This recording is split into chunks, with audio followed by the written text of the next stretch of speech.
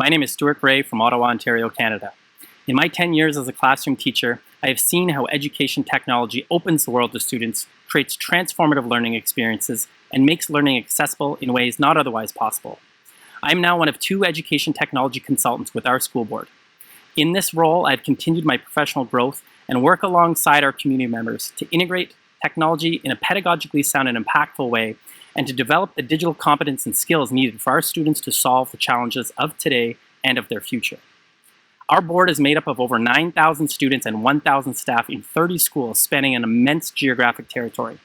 The board office where we deliver our centralized PD is 521 kilometers from our most remote school.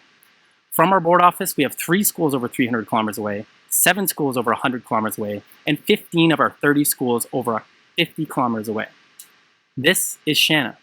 She's an elementary teacher in our most remote school. For Shanna, attending in-person PD requires 12 hours of round-trip travel, 3 days out of class, and a huge financial commitment by her school.